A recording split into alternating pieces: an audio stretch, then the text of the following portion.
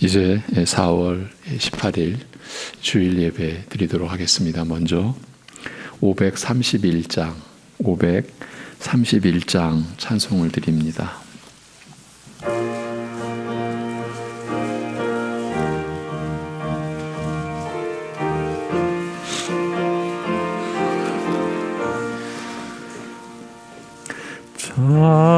자비한 주께서 부르시네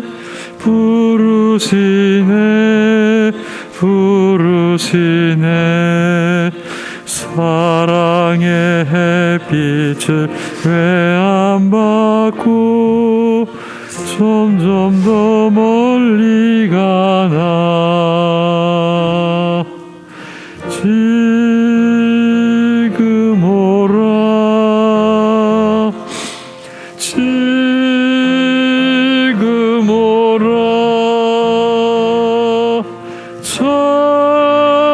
자비한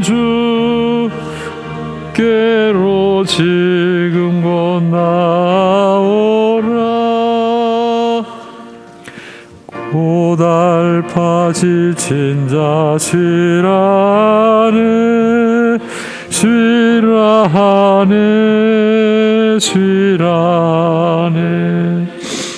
무거운 짐진 자 다 나오라 쉬게 해주시리라 지금 오라 지금 오라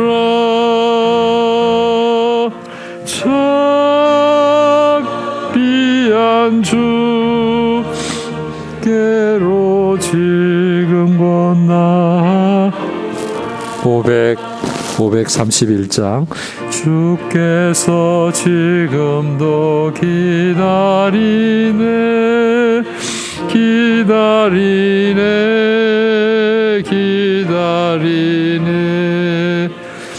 무짐을 가지고 다 나오라 어서 주 앞에 오라 지금 오라 지금 오라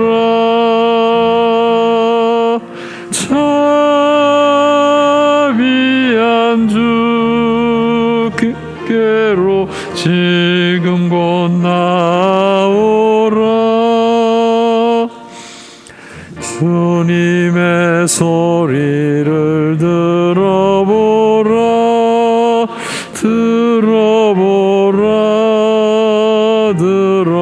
들어보라 그 이름 믿는 자 복 받으리 어서 곧 일어나라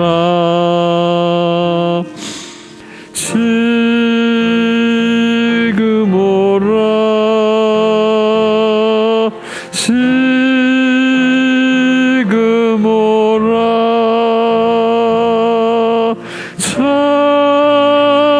자비한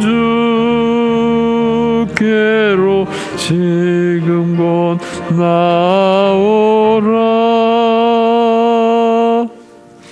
아멘. 이제 함께 사도신경으로 신앙 고백을 드리겠습니다. 전능하사 천지를 만드신 하나님 아버지를 내가 믿사오며 그 외아들 우리 주 예수 그리스도를 믿사오니 이는 성령으로 잉태하사 동정녀 마리아에게 나시고 본디오 빌라도에게 고난을 받으사 십자가에 못 박혀 죽으시고 장사한 지 사흘 만에 죽은 자 가운데서 다시 살아나시며 하늘에 오르사 전능하신 하나님 우편에 앉아 계시다가 저리로서 산자와 죽은 자를 심판하러 오시리라. 성령을 믿사오며 거룩한 공회와 성도가 서로 교통하는 것과 죄를 사하여 주시는 것과 몸이 다시 사는 것과 영원히 사는 것을 믿사옵나이다. 아멘.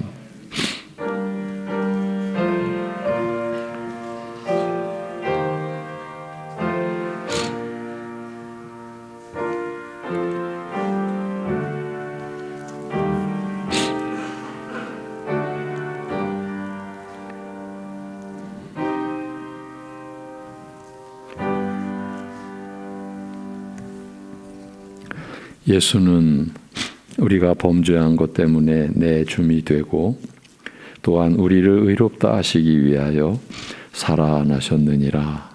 아멘.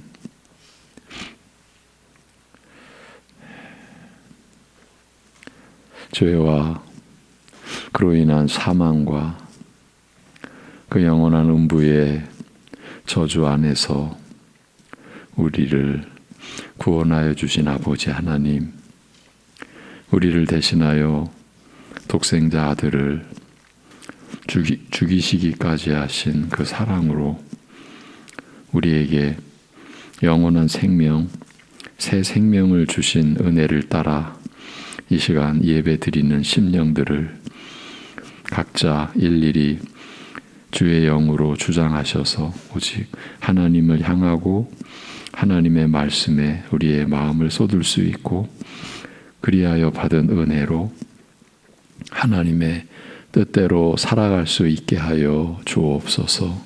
예수님의 이름으로 기도합니다. 아멘. 이제 일어나셔서 10장 찬송을 드립니다. 찬송가 10장입니다.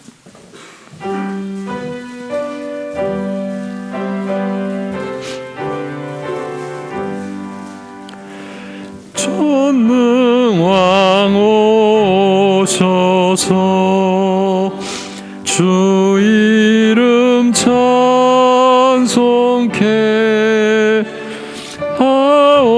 하옵소서. 영광과 권능의 성부여 오셔서 우리를 다스려 주옵소서. 당생한 성자여 오셔서 기도를 들으소서. 택하신 백성들 복 내려 주시고 거룩한 마음을 주옵소서.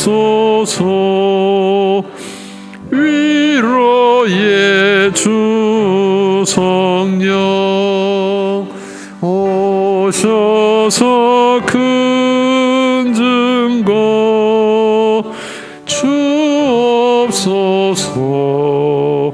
전능한 주시여 각 사람 맘에서 떠나지 마시고 계십소서. 성삼위일체께 한없는 찬송을 드립니다. 존귀한 주님을 영광 중 배우고 영원히 모시게 하옵소서.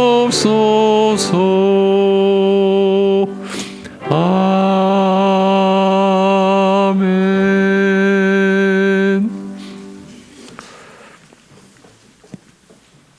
교동문 23번 제23번 시편 43편의 말씀입니다. 23번입니다. 하나님이여 나를 판단하시되 경건하지 아니한 나라에 대하여 내 송사를 변호하시며 간사하고 불의한 자에게서 나를 건지소서. 주는 나의 힘이 되신 하나님이시거늘 어찌하여 나를 버리셨나이까? 내가 어찌하여 원수의 억압으로 말미암아 슬프게 다니나이까? 주의 빛과 주의 진리를 보내시어 나를 인도하시고 주의 거룩한 상과 주께서 계시는 곳에 이르게 하소서. 그런즉 내가 하나님의 제단에 나아가 나의 큰 기쁨의 하나님께 이르리이다.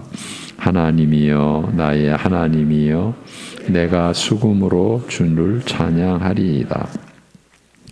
내 영혼아, 내가 어찌하여 낙심하며 어찌하여 내 속에서 불안해하는가? 너는 하나님께 소망을 두라. 그가 나타나 도우심으로 말미암아 내 하나님을 여전히 찬송하리로다. 아멘.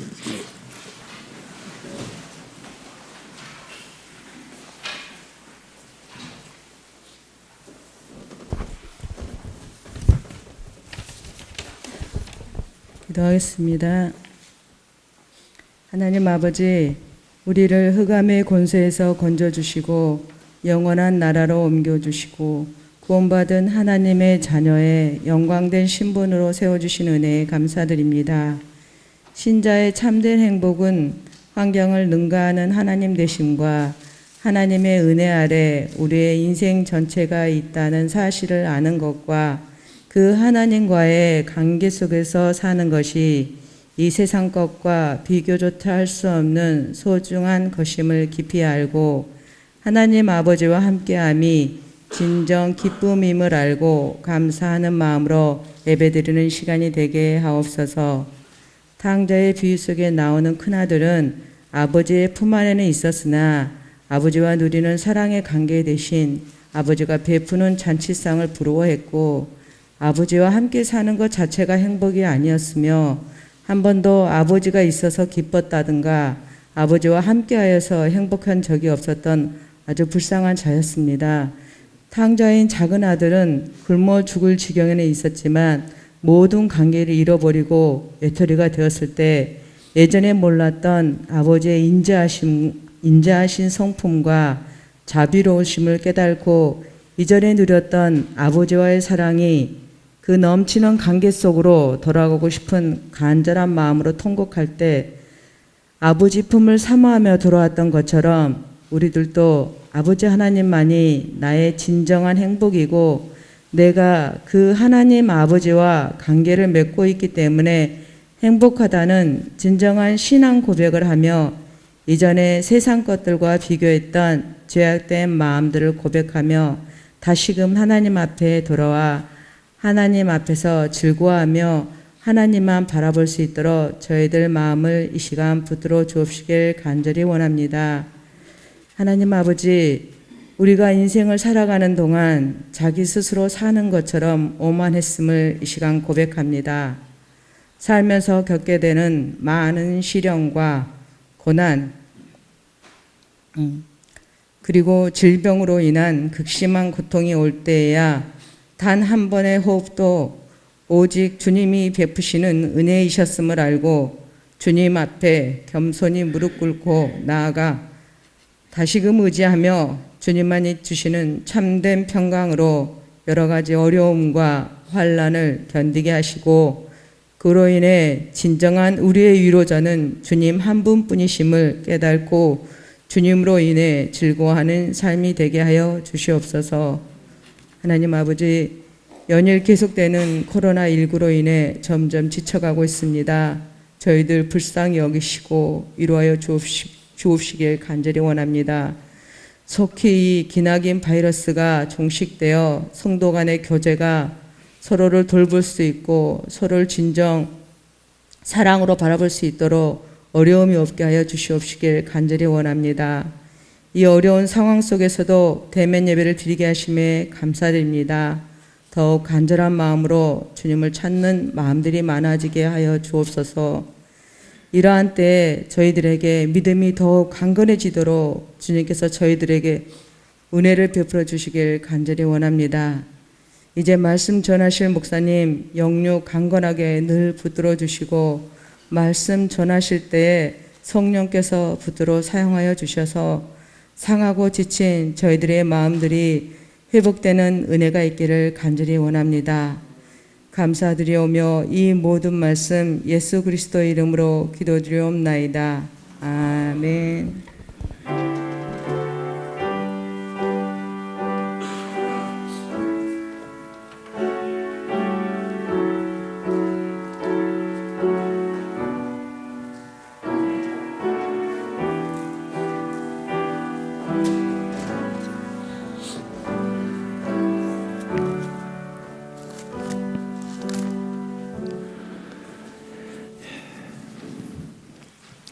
찬송가 253장 찬송입니다.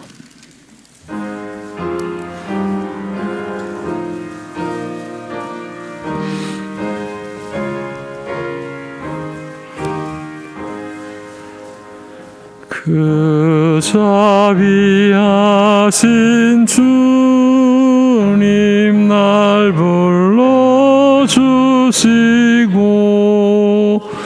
주 귀한 보혈을 연할 씻어주시니 내 죄가 용하여도 날 깨끗게 하사 그 귀한 보혈로서 날 구원하시네. 그 크신 주의 사랑 날 주께 이끌어 그 넓은 주의 마음 날 용서하시네. 그 크신 주의 은총 큰 기쁨 주시며 나 주의 영광 잔치 참여케 하소내.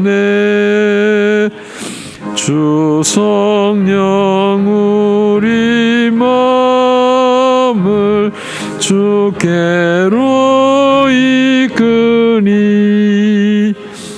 나 주의 은총 입고 주 찬양합니다.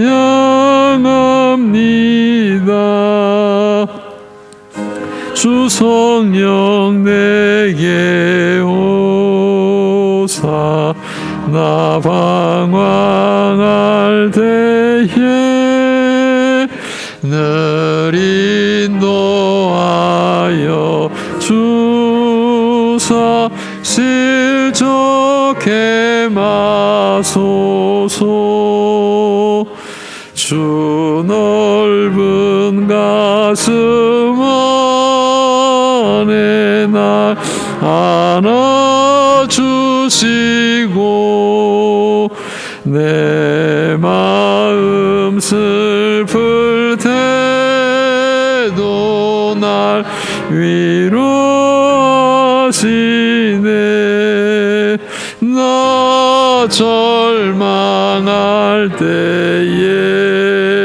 때에도 주 인도하소서. 이 세상 끝날까지 늘 함께 하소서. 아멘.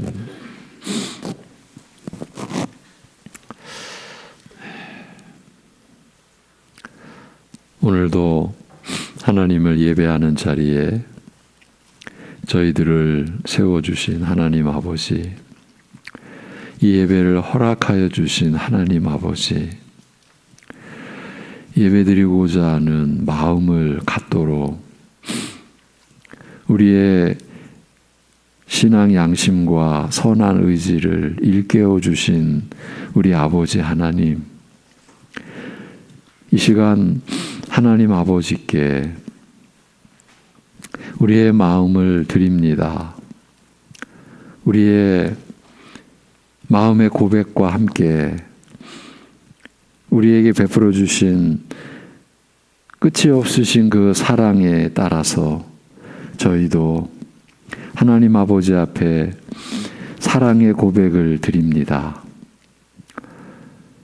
하나님이 우리에게 주신 모든 것, 우리의 것이 아님을, 아버지의 것임을, 그럼에도 우리에게 맡겨주신 것, 그것을 구별하여 11조의 예물을, 그리고 각자 때를 따라 도우시는 그 은혜를 받은 그 기억을 가지고 하나님 앞에 감사의 예물을 성교와 건축과 절기 예물과 또 성미와 함께 올려드리는 우리의 마음의 이 고백을 받아 주옵시고, 주님께서 우리를 인도하여 주셔서 우리가 죄악된 길에서 늘 떠나 진리와 은혜 안에서 그리하여 우리의 뜻이 아니라 주님의 뜻을 늘 구하고 따르고자 원하고, 그리하여 따를 수 있는 지혜와 힘과 용기와 담대함을 늘 구하며 살아갈 수 있게 하여 주옵소서. 하나님께로 점점 더 나아갈수록 우리의 연약함과 더러움이 드러날 때 우리의 영원한 중보자요 변호자 되신 주 예수 그리스도 안에서 그 불결함을 깨닫게 해주신 성령께서 우리 안에서 탄식하시는 그 은혜를 따라 우리 또한 하나님 앞에 엎드려 긍휼히 여기심을 받고 때를 따라 도우시는 은혜를 구하며 회개하며 돌이켜 주님을 따라 또 주님과 동행하며 사는 기쁨 안에 들어가는 우리 성도들의 생애가 되도록 인도하여 주옵소서. 하나님이 우리를 택하시고 거룩하게 하시고 그 엄청난 우리 이루 말할 수 없는 그 사랑을 우리에게 입혀주신 그 은혜를 따라 살아가는 즐거움이 우리 육신의 모든 고난을 능히 이기게 하는 즐거움과 기쁨이 되게 하여 주옵시고, 그리하여서 우리의 삶 자체가 자신을 위한 삶이 될 수 없는 하나님을 위하여, 그래서 하나님의 뜻을 따라 서로를 위하여 살아가는 모습으로 자라갈 수 있게 하여 주옵소서. 영혼을 살아가나 그 영혼에 속한 오늘 하루를 우리가 살아가는 믿음과 그 믿음에 따른 지혜를 우리에게 허락하여 주시옵시고, 그러한 믿음과 지혜를 늘 얻고자 주의 말씀을 우리가 일용할 양식을 취하듯 매일 주님의 말씀을 듣고 보고 취하고자 하는 우리의 마음의 선한 욕구와 갈망이 늘 우리 안에 일어나게 하여 주옵소서. 하나님이 우리를 사랑하시니 우리 또한 하나님을 사랑하여 주의 말씀을 사모하고 그 말씀 안에서 하나님을 뵙는 신령한 삶이 우리 성도들의 생애로 채워져 갈 수 있게 하여 주시옵소서. 모든 것 감사드리며 우리 주 예수 그리스도의 이름으로 기도하옵나이다. 아멘. 오늘 본문은 골로새서 3장 12절 한 절입니다.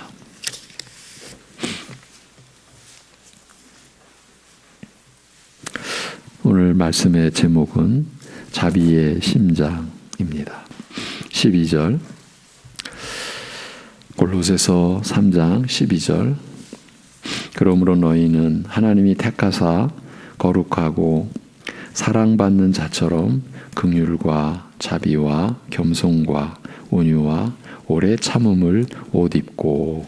아멘.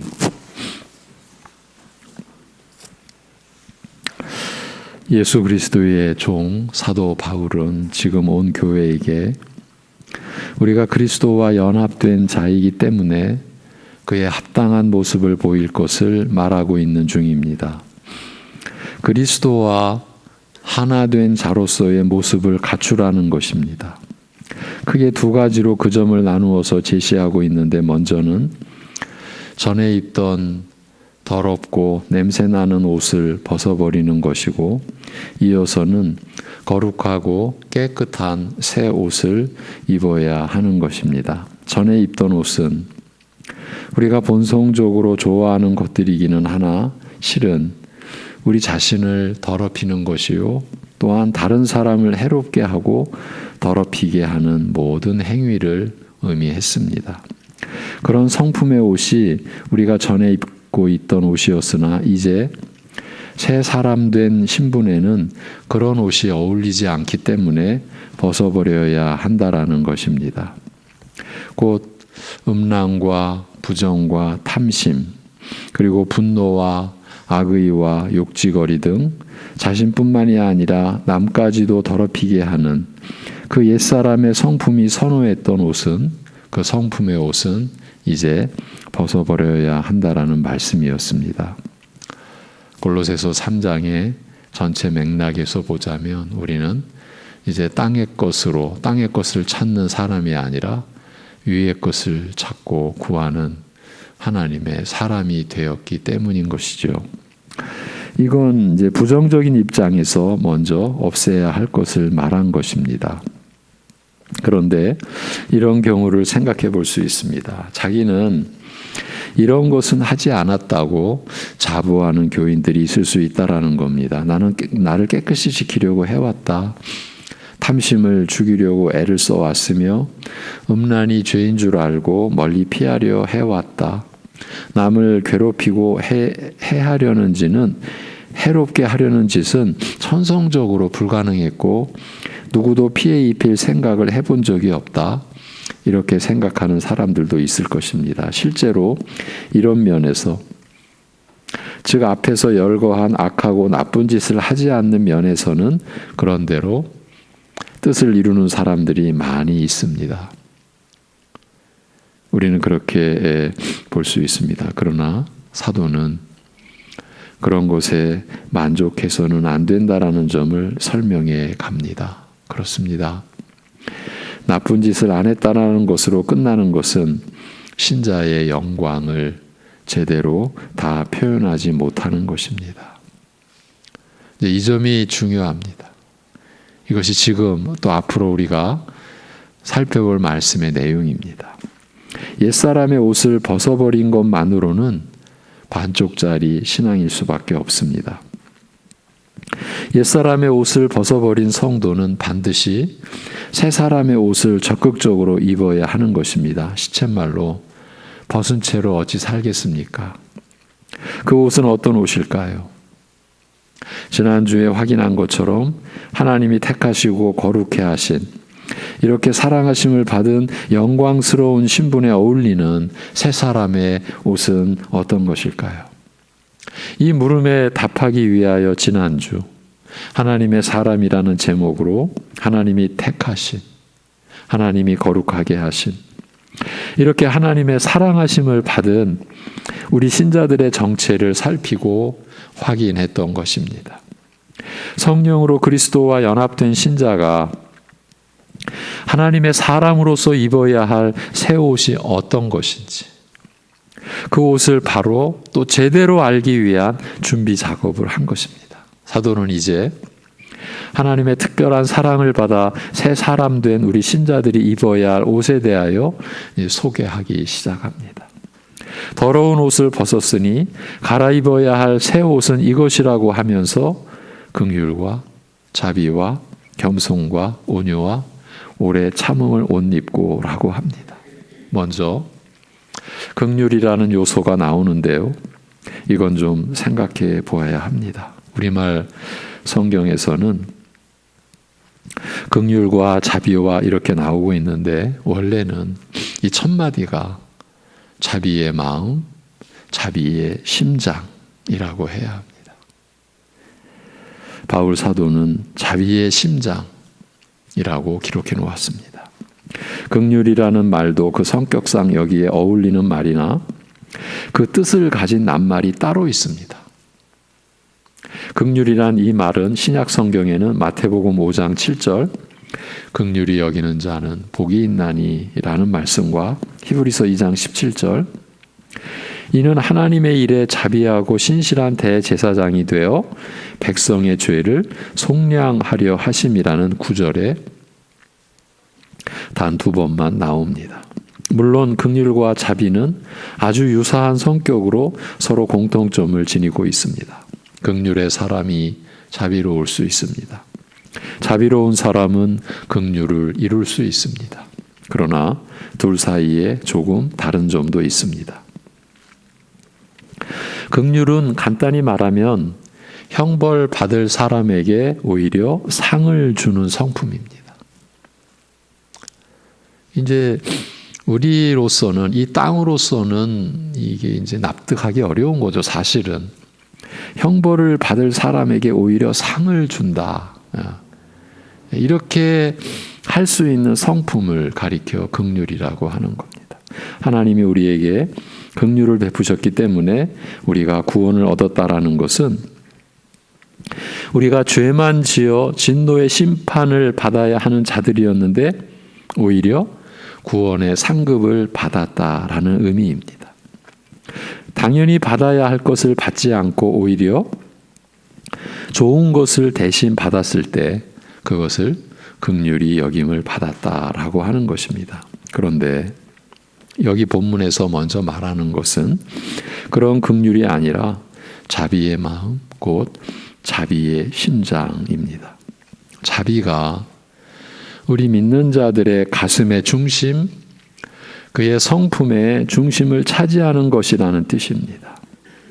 하나님이 이렇게 새롭게 지으신 것입니다. 우리를 새롭게 낳으신 것입니다. 자비의 심장을 지닌 하나님의 사람으로. 이것은 우리가 선택할 수 있는, 우리가 선택한 것이 아닙니다. 우리 신자들이 입을 성품의 새 옷의 의미는 이런 차원에서 제시되었습니다. 사도 바울이 심장이란 표현을 꺼내든 겁니다. 이 말은 심장이란 뜻 외에 마음, 사랑이란 의미를 지녔습니다. 그래서 앞에서 우리 믿는 자들의 가슴의 중심, 곧 마음의 중심이라 한 것입니다. 달리 말해서 성품의 중심을 차지하는 것이라는 말입니다. 그러니까 성도의 심장은 자비로 채워져 있어야 한다. 자비가 그 사람의 특성이 되어야 한다라는 것입니다. 우리의 일생, 신자로서의 일생이 우리 옛사람의 그 불결한 옷을 벗고 이제 하나님의 사람으로서의 새 사람 된, 그래서 하나님의 자녀 된 그 새 옷, 성품의 새 옷을 입어가는 과정이라고 그렇게 정의할 수 있습니다. 우리 각자 신자로서 이러한 하나님의 말씀과 하나님의 뜻에 얼마나 가까이 있는가 하는 점, 그 점에 대하여 여러분 각자가 자신을 돌아보시고 자신을 이제 세워가셔야 합니다. 하나님이 세워가시는 은혜를 따라 자신이 있도록 그렇게 세워져 가도록 해야 하는 것입니다. 시쳇말로 그냥 대충 사는 게 아닙니다. 인생 뭐 있어? 대충 살지. 이거는 창조주 우리 하나님을 전적으로 부정하는 사람들이 그저 이 세상을 알고자, 인생을 알고자, 그런데 알 수가 없으니까 할 수 있는 얘기입니다. 그런데 그런 허망한 근거 없는 거짓 것에 우리 신자들이 마음을 뺏겨서는 안 됩니다. 여러분에게 하루하루가 주어져서 여러분은 살고 있습니다. 그 안에 하나님의 뜻이 있습니다.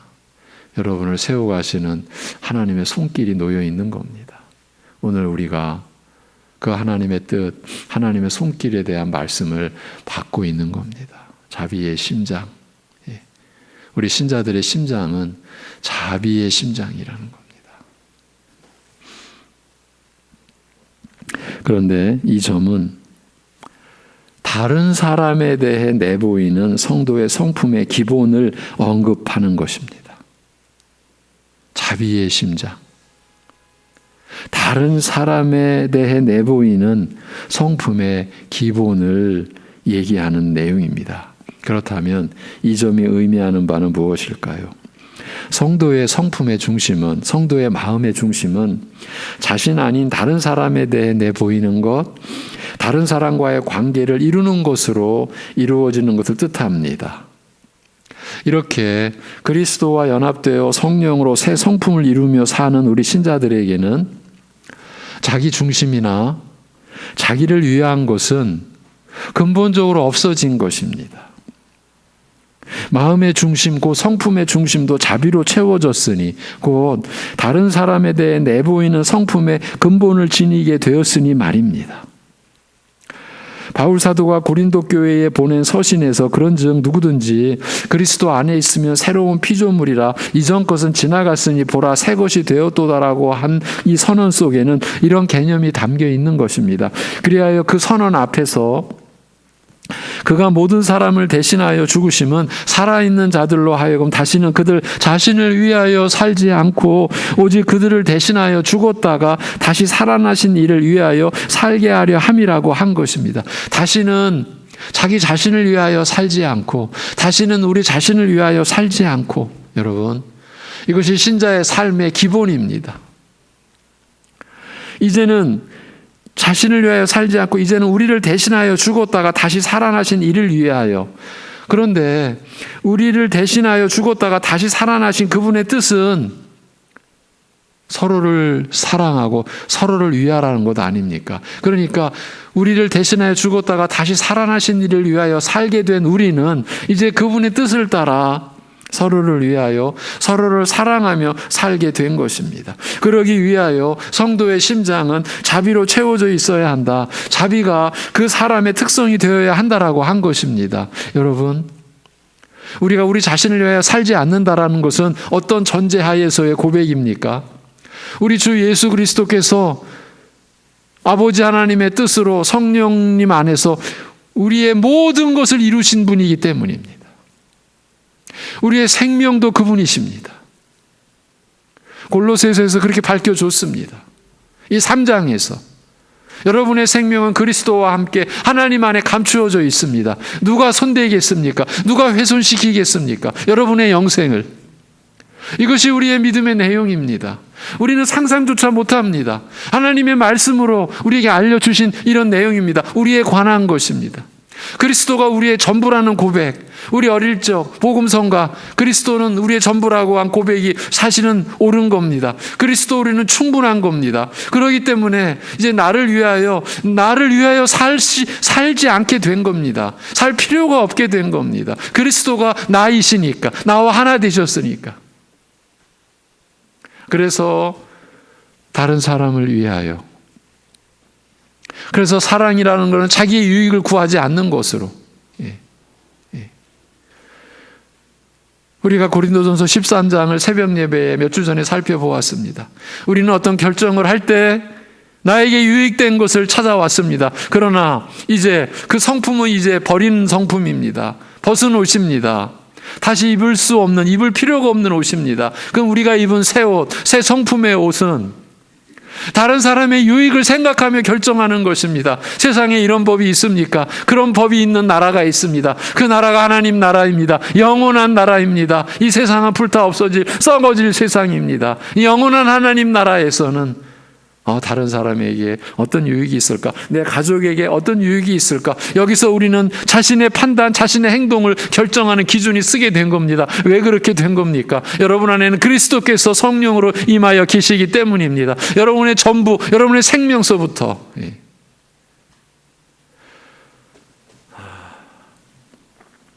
그런 거로 우리는 여기서 자비를 베풀자, 겸손하자, 온유하자, 오래 참자, 이렇게 간단히 지나쳐서는 안 됩니다. 그렇게 접근하는 것은 우리에게 아무 소용이 없습니다.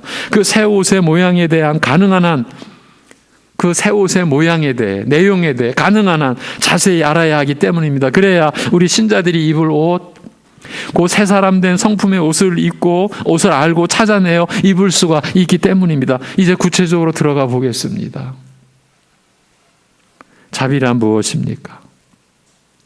자비가 무엇인지 알기 위해서는 하나님께서 우리에게 베푸신 자비가 어떤 것인지에서부터 시작해야 합니다. 하나님께 있어서의 자비는 당신의 고난을, 신적 고난을 다 사용하지 않으신 것을 말합니다. 마땅히 벌받고 죽어야 할 죄인들에 대하여 그들이 행한 대로 갚지 않으시고 오히려 그들을 불쌍히 여겨 먼저 살려주신 성품을 말합니다. 구약 성경의 역사가 그 점을 증거하고 있습니다. 첫사람 아담에게 하신 명령부터 그런 뜻을 담고 있었습니다. 창세기 2장 17절 선악을 알게 하는 나무의 열매는 먹지 말라 내가 먹는 날에는 반드시 죽으리라 하시니라. 이 창세기 2장의 첫 계명부터 그것을 어기면 죽음이 그 대가가 될 것이라는 무서운 결과가 예고됐었습니다. 죽음이 그 대가일 것이다. 죽음으로 그 대가를 지불해야 할 것이다. 하나님의 명령에 불순종할 때 아주 무서운 저주의 결과가 기다리고 있음을 알 수 있습니다. 신명기 11장은 결론적으로 이렇게 말합니다. 27, 28절 너희가 만일 내가 오늘 너희에게 명하는 너희의 하나님 여호와의 명령을 들으면 복이 될 것이요 너희가 만일 내가 오늘 너희에게 명령하는 도에서 돌이켜 떠나 너희의 하나님 여호와의 명령을 듣지 아니하면 본래 알지 못하던 다른 신들을 따르면 여호와의 명령을 듣지 아니하고 본래 알지 못하던 다른 신들을 따르면 저주를 받으리라. 이 말씀이 인류 모두에게 공통적으로 적용된 필연의 법칙이었습니다. 하나님의 명령대로 하면 영혼을 지키는 축복을 받고 그대로 살지 아니하면 죽음의 저주를 받는다는 것입니다. 그러나 우리가 다 알다시피 사람은 한 사람도 이 법칙을 따르지 않았습니다. 로마서 5장에서 확인하고 있는 바대로 모든 인류는 경건치 않은 자들이었고 그리스도를 죽음에 내몬 죄인들이었으며 그 때문에 하나님과 결코 함께 할 수 없었던 원수들이었습니다. 그런 자들에 대해 하나님은 당연히 심판을 행할 권한이 있으셨습니다. 처음 맺으신 계약대로 창조주로서 정하신 창조의 법칙대로 모든 인류를 죽음에 쳐넣으실 권리가 있으셨습니다. 그런데 하나님은 그 권리를 먼저 사용하지 않으신 것입니다. 그런 자들을 먼저 살리기로 하셨습니다. 그것도 그냥 살리는 것이 아니라 그 아들, 그 독생자 아들을 대신 죽게 하시고 죄인을 용서하기로 하셨습니다. 그런데 용서하시는 것으로 그치는 것이 아니라 하나님과 화평한 관계가 되게 하셨습니다. 이들이 어느 때고 하나님을 아버지라 부르면서 나아가면 하나님이 버선발로 나와 반갑게 맞아주시는 사이가 되었습니다. 그렇게 하신 하나님의 성품이 자비입니다. 죽은 자를 먼저 살리기로 하신 것이고 이를 위해서 아들을 대신 죽이기로 하신 것입니다. 하나님은 그의 계명을 하나도 지키지 못한 자들을 죽음의 저주만 받아야 마땅했던 자들을 먼저 심판하지 않으시고 이렇게 먼저 용서하신 것입니다. 저들이 무엇을 요구하기 전에 잘못했다라는 표시를 보이기 전에 먼저 살려주기로 하신 것입니다. 그게 자비입니다. 우리가 입어야 할 새 옷은 바로 그 자비의 심장을 갖는 것입니다.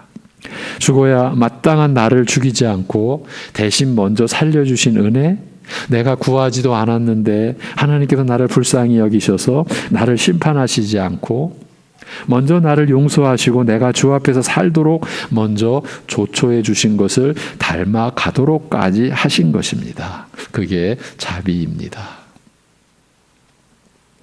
이 자비가 하나님께서 우리를 대하실 때의 심장입니다. 곧 하나님의 마음이요 성품이십니다. 그런 거로 이제 우리가 다른 사람을 대할 때 이 자비의 심장으로, 이 자비의 심장이 뛰는 상태로 가장 먼저 대해야 하는 것입니다. 그래서 우리에게 있어서 이 자비는 다른 사람의 나약한 인성과 심한 공경의 상태를 고려해 주는 그런 마음입니다. 다른 사람의 연약함을 헤아려 배려해 주는 마음입니다. 하나님께서는 우리로 하여금 이 심장을 지닌 채로 살아가라고 하신 것입니다. 그런데 우리는 대개 그러지를 못합니다. 우리는 대신에 정의의 이름으로 처단하노라 하는 식으로 잘 나갑니다. 이런 식으로 쉽게 아무 거리낌 없이 다른 이들을 상대하는 우리입니다. 우리의 본성은 그런 일을 더 잘하게 되어 있습니다. 자기가 조금이라도 옳다고 여겨지면 잘못한 사람을 가차없이 비판하고 깔보고 큰 소리 치는 것은 바로 그런 성품, 그런 성품을 지녔기 때문입니다. 정의의 질서를 바로 세운답시고 그렇게 해야 마땅하다라고 생각합니다. 물론 정의는, 하나님이 세우신 공의는 살아 있어야 합니다. 우리는 진리와 공의를 따라 살아야 합니다. 그러나 틀린 사람들에 대해서 칼을 휘두르는 것은 우리의 몫이 아닙니다. 진리대로 조금 살아봤다라고 해서 그렇게 못하는 사람들에 대해 정죄하고 잘못하면 잘못한 대로 벌을 받아야 당연하다라고 생각해서 가차없이 칼을 휘두르기를 먼저 하는 것은 우리가 할 일이 아닙니다. 그런 것은 하나님의 권한입니다. 원수 갚는 것은 하나님께 속했습니다. 우리는 자비를 베풀기만 하면 됩니다. 우리에게 하라고 하신 일은 자비를 베푸는 일입니다. 정의의 이름으로 처단하노라고 하는 사람들은 대부분 자기 자존심을 세우려 하기 때문이라고 그렇게 우리가 볼 수 있습니다. 정의라는 이름을 대지만 결국 자기가 억울하고 손해보고 돋보이지 못하고 대접받지 못한 것에 대한 보상 심리일 때가 많습니다. 저들이 잘못하고서도 이득 보고 틀리게 살면서도 잘 되는 꼴을 못 보겠다라는 것입니다. 그런 것을 볼 때 자기는 바르다라는 것 때문에, 자신은 옳다는 것 때문에 사람들은 쉽게 칼을 빼내듭니다. 그러지 말라는 겁니다. 우리는 칼을 들고 정의를 바로잡는 일에 부름받지 않았습니다. 물론 오해하지는 마십시오. 여러분 각자 공의와 진리를 따라 사는 것, 하나님의 말씀을 따라 사는 것 자체를 포기하라는 말은 아닙니다. 어떻게 우리가 그런 생각을 할 수 있겠습니까? 하나님은 누구에게나 다 바르게 살 것을 명하셨습니다. 그러나 자기가 바르게 산다라고 해서 그렇지 않은 다른 사람을 정죄하고 심판할 권한은 없다라는 것입니다. 우리의 위치가 있습니다. 우리는 그냥 바르게 사는 것만 책임이 있는 것입니다. 심판의 권한은 하나님께만 있습니다. 그런 거로 각자가 자기의 행한 대로 심판받을 것입니다. 하나님이 다 지켜보고 계시기 때문입니다. 그래서 바르지 못한 다른 사람들에 대해서 우리는 칼과 정죄가 아니라 오직 자비로만 대하라는 것입니다. 칼을 휘두르는 것은 안 믿는 사람들도 조금 옳게 산다고 자부하는 사람들이라면 누구나 다 하는 일입니다. 요즘 우리나라는 자기가 잘못해놓고도 되레 큰 소리 치는 사람들이 많이 늘어난 것 같습니다. 교인들은 다 어디 갔는지 도대체 자비의 심장을 찾아보기가 어렵습니다. 세상에는 자비는 없고 칼만 있습니다. 그걸 부추기는 세상입니다. 야, 그런 걸 참고 있어? 당장 가서 죽여주고 와. 내가 그러니까 죄가 기세 등등해서 더 날뛰는 것 아니냐. 이번 기회에 버릇을 단단히 고쳐줘야지. 안 그러면 더 날뛰지 않겠니? 그러니 또 그러지 못하도록 아예 싹을 잘라버려. 내 손에서 끝내버려. 이런 식의 주장들이 활개치고 있습니다. 누가 조금만 실수하거나 잘못하면 벌떼처럼 달려들어 사회적으로 매장을 시킵니다. 그것이 잘하는 짓인 줄 압니다. 정의로운 줄 압니다. 그러나 우리는 그런 일이 아니라 자비를 서로 격려해야 합니다. 왜? 우리는 하나님의 사람이기 때문입니다. 심판과 정죄의 칼이 아니라 자비를 행하도록 격려하고 위하여 기도해야 합니다. 야, 너 그러지 말고 그러지 않고 참기를 잘했어. 자비를 먼저 보여주는 것이 그리스도인의 영광이야. 그렇게 어려운 일을 어떻게 해냈니? 정말 장하다. 더 열심히 하자. 우리 모든 교인들이 너처럼 그렇게 자비를 먼저 보이면 얼마나 좋겠니? 내 그 일을 위해 기도할게. 이런 말이 우리 안에는 오가야 합니다. 예. 그리스도인이 입어야 할 옷은 이런 옷입니다. 자비의 심장이 뛰게 하는 것입니다. 전에 어떤 옷을 입었든지 이제는 이 옷으로 갈아입어야 합니다. 그게 위의 것을 찾는 하나님의 사람된 우리 신자들에게 어울리는 옷이라고 말씀하십니다. 기록해 놓아 주셨습니다. 심판의 칼 대신 정의의 눈총 대신 자비의 손길을 먼저 내미는 것입니다. 상대가 모자라고 부족하고 틀리고 잘못하고 나에게 손해를 끼치고 억울하게 하고 대신에 그는 만족해하고 이득을 보고 우리를 깔보고 빈정된다 할지라도 그런 저들에게 칼로 복수하지 않고 자비의 손길로 먼저 저들을 대하는 것이 우리가 마땅히 입어야 할 옷이라고 합니다. 하나님께서 우리에게 그렇게 하셨듯이 이제 우리도 다른 사람에게 먼저 그런 성품을 보여주어야 한다라는 것입니다. 우리의 심장은 칼과 정의로가 아니라 자비로 힘차게 뛰고 있다라는 것을 보여줘야 한다라고 말씀합니다. 어찌 이 일이 쉽겠습니까? 수없이 실패하는 것이 우리입니다. 1만 달란트. 여러분 1만 달란트는 우리 지금 숫자로 계산이 거의 안 됩니다. 수천억 원? 그 이상일 수도 있습니다. 이 계산이 안 됩니다. 1만 달란트 빚진 자의 비유가 바로 우리 자신을 가리키는 것입니다. 도무지 갚을 수 없는, 아니 한평생 못 갚을 정도가 아니라 수없이 또 다시 태어난다 한들 갚을 수 없는 그런 무한한 빚을 탕감받았으면서도 몇십만 원 빌려준 사람에게 악덕 기업주처럼 못되게 구는 게 우리입니다. 자기는 평생이 아니라 수만 번 다시 태어나들 갚을 수 없는 빚을 탕감받았는데 자기에게 고작 몇십만 원 빚진 사람에게 악하게 그를 감옥에 쳐놓고 하는 게 바로 우리라는 겁니다. 그 비유를 통해 예수님이 우리를 그렇게 보여주신 것입니다. 이게 너희들의 모습이다. 너희들이 하나님의 사랑을 받을 자격이 있겠느냐? 하나님의 긍휼을 입을 모습이 있겠느냐? 없다라는 겁니다. 이건 누구도 예외 없이. 그런데 그러지 말라. 그런 것은 너희에게 어울리지 않는 성품이라는 것이 그 비유의 의미입니다. 너희는 하나님의 자비로 인하여 다시 심장이 뛰기 시작한 사람들이다. 그것을 알라라는 말입니다. 우리가 지금 살아있는 것은 저들과 마찬가지로 죄로 말미암아 죽은 상태였을 때 하나님께서 자비하심으로 우리를 살려주셨기 때문입니다. 예수 믿는 사람들은 모두 다 하나님의 자비로 심장이 뛰는 자들이라는 겁니다. 오늘 말씀에 이건 기가 막힌 진술입니다. 하나님의 은혜로 산다. 하나님의 자비하심으로 심장이 새롭게 뛰는 자들이다. 그런 말인 겁니다. 자비의 심장이 뛰고 있는 자들, 이게 신자라는 겁니다. 그런 거로 성도의 심장은 자비의 심장인 겁니다. 그러니 그 생명으로 다른 사람을 살리라고 하는 겁니다. 내가 죄로 말미암아 죽게 되었을 때 하나님께서 보이신 자비로 인하여 살아났듯이 너도 다른 사람이 너에게 잘못할 때에 그를 불쌍히 여기고 그에게 자비를 베풀어 그를 하나님 앞에서 살리는 자가 되라라는 것입니다. 이런 생각을 해봤습니다. 하나님은 후에 우리들에게 어쩌면 이렇게 묻지 않으실까 싶습니다. 너의 자비로 몇 사람이나 살아나게 했느냐? 물론 하나님이 살아나게 하시는 거죠. 그런데 그런 일에 내가 얼마나 쓰임 받았느냐? 너의 자비로 몇 사람이나 살아났느냐? 확실한 것은 이렇게는 묻지 않으실 것입니다.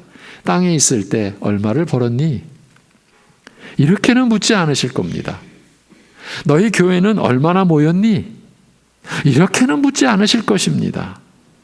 교회는 얼마나 잘 꾸몄니? 너희 집은 얼마나 살기 편했니? 얼마나 좋은 차 타고 다녔니? 내 밑에 몇 사람이나 있었니? 이런 것은 묻지 않으실 것입니다. 이건 확실하지 않겠습니까? 그렇게 하라고 하신 일이 없기 때문입니다. 그러니 그렇게 묻지는 않으실 것입니다. 대신에 얼마나 자비를 베풀었더냐? 너의 자비를 얼마나 많은 사람이 용서를 체험하고 하나님의 자비를 알게 되었더냐? 이렇게 물으실 것입니다. 그저 상상이지만 타당한 상상 아닙니까? 사람은 다른 사람의 잘난 것을 보고 절대 항복하지 않습니다. 그것도 죄성의 일부입니다만 사실입니다. 항복하는 것처럼은 보일 수는 있어도 말 그대로 항복하지는 않습니다. 대신에 자비를 보고 항복합니다. 교회는 그 자비가 베풀어지고 있는 곳이어야 합니다. 성도는 어디를 가든지 누구를 만나든지 자기 심장이 항상 뛰고 있는 것처럼 이 자비의 성품이 뛰고 있는, 살아있는 그 자비가 살아있어야 하는 자들이 아니겠습니까? 그러다 보면 질서가 안 잡히는 것처럼 보이기도 할 것이고 답답하게도 보일 것입니다. 그래도 심판을 먼저 베풀려 하지 않는 자들이 신자들입니다. 그럼 심판과 공의는 어디에 있습니까? 이렇게 물어도 그건 우리 몫이 아닙니다. 하나님께서 알아서 하실 것입니다. 우리는 자비로 대하기만 하면 됩니다.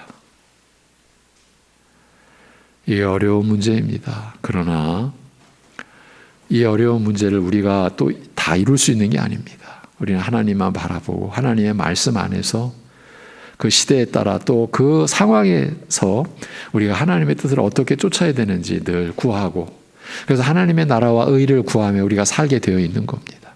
그래서 우리의 인생 속에는 수많은 난제들이 우리에게 주어집니다. 그때마다 우리는 기도하는 겁니다. 염려를 주께 다 맡기고 하나님의 뜻을 구하는 겁니다. 주의 뜻을 쫓게 하여 주옵소서. 여러분, 내일을 두려워하십니까? 사실은 내일을 두려워하는 것보다 오늘 주님의 뜻을 구하는 게 우선입니다. 지난날 나를 살리신 하나님, 지금도 살리신 하나님이 내일도 어제나 오늘이나 영원토록 변함없으신 주님이 나를 돌보실 것이다, 나를 붙잡아 주실 것이다. 이미 그리스도께서 내 생명이 되셨지 않았느냐. 우리는 그런 믿음으로 내일의 두려움을 우리는 잠재우고 극복해 가며 오늘 주의 뜻, 내 자비의 심장으로 뛰며 살아갈 오늘 우리가 주를 어떻게 쫓을 것이며 어떻게 섬길 것인가. 여러분, 이 엄청난 질문을, 이 영광된 물음을 어디서 하는 겁니까? 여러분의 가정, 여러분이 사회에서 일하고 있는 그곳. 여러분, 그곳이 다른 사람들이 볼 때 별 볼일 없는 곳이고 아주 보잘것없는 곳으로 보이십니까? 하나님이 그렇게 보신다라고 생각하십니까? 그곳에 여러분을 두신 분이 누구신데? 하나님이신데. 그곳에 가라 하신 분이 누구신데? 여러분이신데. 하나님이신데.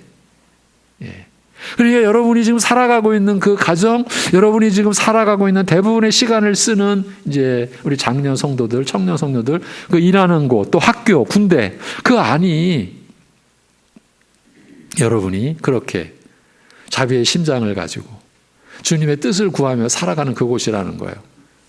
세상 일인데 그것은 우리가 하나님의 나라와 의를 구하는 방편으로서 주어진 우리의 껍데기예요. 껍데기. 여러분이 외적으로 하고 있는 일은 이것도 또 오해하면 안 돼요. 껍데기니까 대충 하자. 그럼 큰일 나는 겁니다. 그럼 믿음을 배반하는 거예요.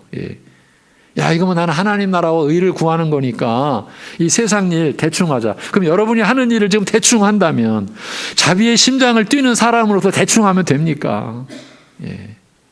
할 수 있는 한 우리는 진실하게 성실하게 하는 것 아닙니까? 여러분, 공의와 심판이 어디에 있는가? 그건 우리 몫이 아니에요. 하나님께서 알아서 하실 것입니다. 우리는 자비로 대하기만 하면 됩니다. 하나님께서 우리에게 허락하신 것은 자비의 심장이 뛰게 하라는 것이기 때문입니다. 억울하고 부당한 일을 만나는 순간순간 이 사실을 망각하기 쉬운 우리이지만 그건 우리에게 이제 어울리지 않는 옷이 되었으니 이 자비의 옷을 입으라. 자비의 심장이 뛰게 하라고 하십니다. 그게 우리에게 어울리는 옷이 되었다라고 하시는 거예요. 우리는 이제 내가 옳을 때에도 남을 정죄하려고 해서는 안 됩니다. 사람들이 흔히 실수하는 것 중에 하나가 바로 그것입니다. 자기가 옳으면 큰 소리 칠 수 있다라고 생각한다는 겁니다. 자기가 잘하면 큰 소리 칠 수 있다고. 이게 옛사람의 옷이라는 거예요. 그렇지 않습니다. 우리는 큰 소리 칠 형편이 못 되는 그런 사람들입니다. 우리는 큰 소리칠 형편이 못 되는 사람들이에요. 왜냐하면 우리는 오직 하나님의 자비하심으로만 지금 살아있기 때문이에요. 우리의 심장이 자비라고 하는 것은 우리가 지금 살아있는 이 호흡하는 이 자체가 하나님의 긍휼, 하나님의 자비하심으로만 지금 우리가 살고 있기 때문이에요. 그래서 우리가 은혜로 산다라고 하는 게 그런 의미예요. 그런 내용인 거예요. 예. 여러분, 은혜는 값없이 받은 것이라고 하는 기본 뜻이 있지만 더 근본적인 뜻은 받을 수 없는 사람, 사실은요, 받아서는 안 될 사람이 받은 거예요. 그것도 생명을. 받았으면 안 돼.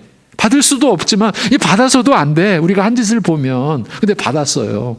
그걸 은혜라고 하는 거예요. 그 은혜를 받아놓고서는 자기가 조금 은혜롭게 산다고 너는 왜 이렇게 할 수 있겠느냐. 자비의 심장이 뛰는 신자가 지금 이렇게 말씀하시는 거예요. 하나님의 사람의 이 영광된 신분을 지금 보여주시고 계시는 거예요.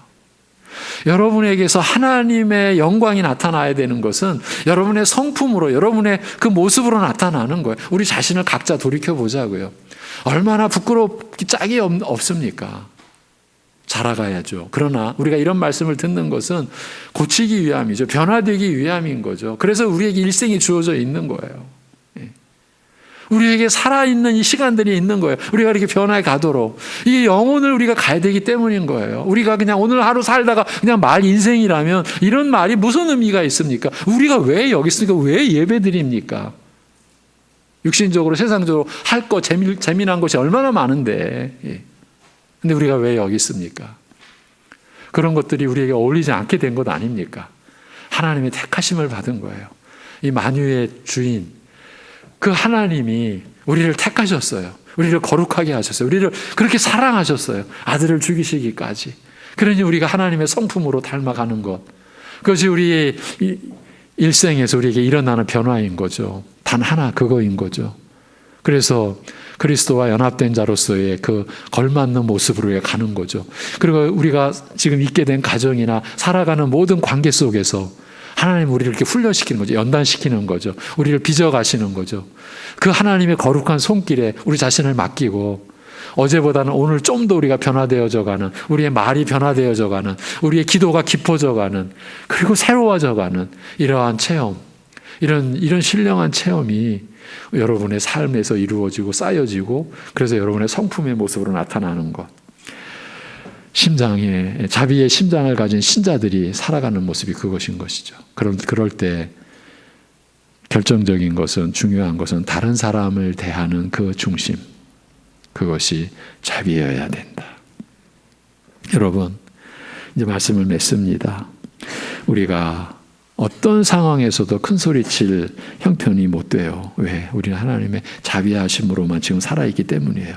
하나님께서 진리와 공의대로만 우리를 대하셨다면 우리는 이미 이 세상 사람이 아니었을 것입니다. 그런 거로 우리는 큰 소리치는 대신에 자기가 받은 자비로 다른 사람을 대해야 합니다. 다른 사람을 대하는 모습을 보고 하나님은 여러분이 무엇을 받은 자인가를 알 수 있다라고 하셨습니다. 성도 여러분, 여러분은 자비의 심장을 지녔습니다. 기도합니다. 하나님 아버지, 너무나 어떻게 보면 하찮고 정말 보잘것없는 그런 인간이요, 그런 인생인데 이렇게 하나님의 영광이라는 이 거룩한 이 이름이 우리에게 입혀졌고 우리에게 주어졌고 우리의 속속들이 이제 그러한 하나님의 그 신령함과 그 거룩함과 영광됨과 그 존귀하신 성품으로 우리를 또 변화시켜 가시는 그러한 하나님의 열심, 그러한 하나님의 사랑으로 오늘 우리가 말씀을 받습니다. 하나님 아버지, 우리가 영혼을 살아가야 하기 때문에 새로운 피조물된 하나님의 사람이 된 우리들이기 때문에 이러한 말씀에 우리의 마음을 쏟을 수 있게 하여 주옵소서. 아버지 하나님, 우리가 세상적인 거, 세상 사람들이 살아가는 그런 방식, 그런 관심, 그런 것에 우리의 마음과 생각이 초점으로 모아지지 않게 하여 주옵시고, 이러한 말씀에 우리의 마음이 쏟아지고 우리의 마음이 모아지고 그 그리하여 그렇게 준비되어지고 그렇게 새롭게 되어지는 하나님의 사람으로서 우리에게 주어진 가정과 일터와 사회 속에서 우리가 하나님의 자녀로서 내보이는 모습, 하나님의 사람으로서 다른 사람을 대하는 그런 중심과 그런 말과 그런 행실로 우리가 이 땅을 살아갈 때에 우리가 하나님을 기쁘시게 하고 하나님께 영광을 돌리고 그리하여 그 하나님의 기쁨이 우리의 기쁨이 되는 그런 삶, 그래서 어떤 고난과 어떤 역경도 이 하나님의 뜻을 이루기 위한 하나님의 경륜과 섭리 속에서 우리가 맞닥뜨린 일이라고 하는 이 놀라운 믿음을 가지고 우리가 하루하루 주님 앞에서 주님을 따라 주님과 함께 살아가는 우리들 되게 하여 주시옵소서. 어떤 지금 역경과 어떤 고난과 어떤 아픔과 어떤 고통 속에 있다 할지라도 그 속에 하나님의 섭리가 하나님의 뜻이 그리고 우리를 재앙으로 끝내려는 우리를 무너뜨리려는 그런 것이 아니라 우리 위에 아들을 죽이신 하나님, 아들을 죽이시기까지 하셨는데 우리의 그 어려운 역경과 고난을 그대로 끝내게 하시려는 것이 아니라 그걸 통해서 우리를 하나님의 자녀로 구비시키고 온전하게 그리고 더 하나님께서 바라시는 모습으로 우리를 세워가시는 그 하나님의 그 틀, 하나님의 그 도구라고 하는 그러한 깨달음이 우리 안에 있어서 그 어려움 속에서도 주의 이름을 부르고 주님께 우리의 모든 걸 맡기고 주님께서 우리의 시작이요 과정이요 우리의 구원의 마지막까지를 주관하실 하나님 앞에 우리의 모든 것을 맡기고 살아가는 우리들 되게 하여 주옵소서. 그러기에 우리의 기도 속에 우리의 부모님을 위한, 우리 어르신들을 위한, 그리고 우리의 자녀들을 위한, 그리고 우리의 이웃들을 위한 끝없는 기도와 관심과 간절함을 담고서 하나님 앞에 은혜를 구하고 하나님의 긍휼하심을 구하고 하나님의 인도하심을 구하는 그러한 중심이 우리가 어디서든지 살아가는 중심이 될 때에 그 자비의 심장이 뛰어서 우리로 하여금 나타나는 것이 참으로 우리를 통해 하나님의 그 성품이 드러나서 다른 사람들이 용서를 체험하고 참으로 하나님의 사랑을 저들이 맛보고 그리하여 그들로 인하여서 하나님께로 나오게 하는 그런 자리에 우리 성도들이 있고 그렇게 쓰임받으며 살아갈 수 있게 하여 주옵소서. 모든 것 주님께 의탁하오며 우리 주 예수 그리스도의 이름으로 기도하옵나이다. 아멘. 찬송입니다. 454장 찬송합니다. 454장입니다.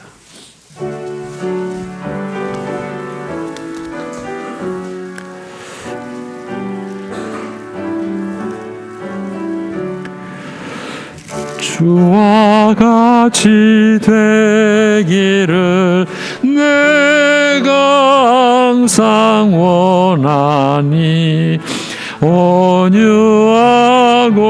겸손한 주의 마음 주소서.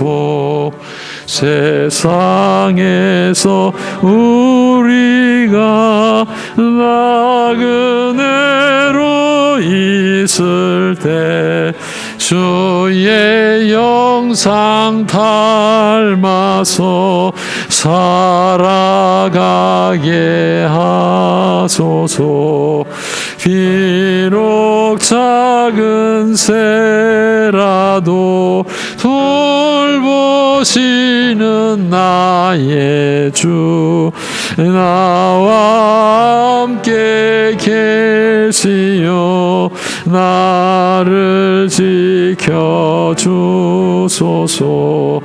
마음이 깨끗하기를 내가 항상 원하니 악한 마음을 버리고 살아가게 하소서. 주와 같이 되기를 내가 항상 원하니 주님 뜻을 따라서 살아가게 하소서. 주 은혜로 거듭나 말씀 위에 굳게서 영원 무궁하도록 주와 함께 살리라.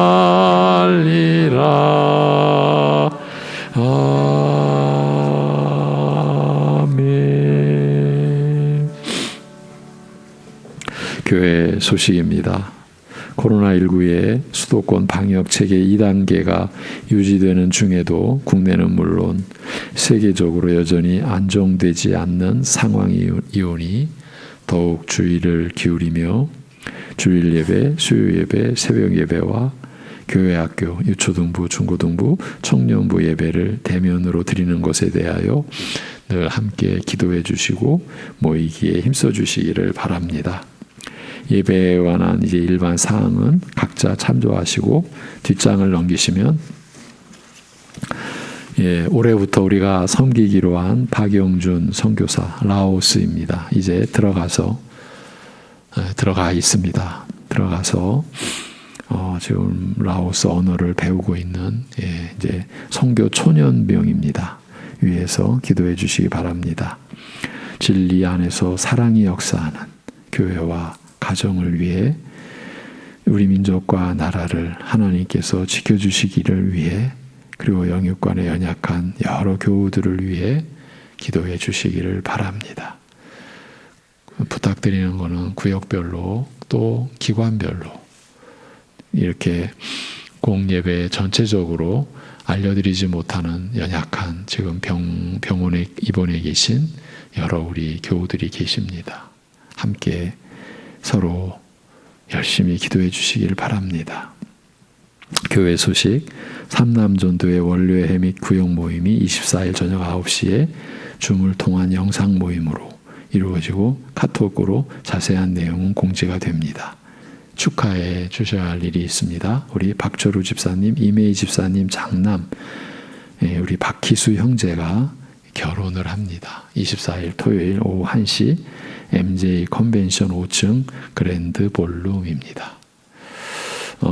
주보 앞장에 잠언 14장 26절 잠언 14장 26절 같이 보시겠습니다. 다 같이 여호와를 경외하는 자에게는 견고한 의뢰가 있나니 그 자녀들에게 피난처가 있으리라. 아멘. 예. 한 주간도 건승하시기를 기원합니다. 축도합니다. 예. 우리의 죄가 되어주시고 우리의 의를 영원히 이루어주신 주 예수 그리스도의 은혜와 우리 같은 것들을 위해 아들을 무덤에까지 내어주셔야만 했던 끝이 없는 우리 아버지 하나님의 사랑하심과 우리 같은 것들 안에 임하셔서 오래 참으시며 긍휼을 베푸시며 죄와 허물을 깨닫게 하시고 믿음을 갖게 하시고 성품의 옷을 입도록 역사하시는 성령님의 교통하심이 이러한 하나님의 말씀이 우리의 외적인 것에 있지 않고 바로 우리 자신을 향한 하나님의 관심, 하나님의 사랑, 하나님의 뜻임을 알고 우리 자신을 그리스도를 닮는 성품으로 변화시키기를 고대하고 기도하고 소망하는 우리 심령들, 우리 가족들과 이러한 믿음과 하나님 나라를 배우며 알고자 하는 모든 이들 안에 영원토록 함께 하시기를 주님의 이름으로 축원하옵나이다. 아멘.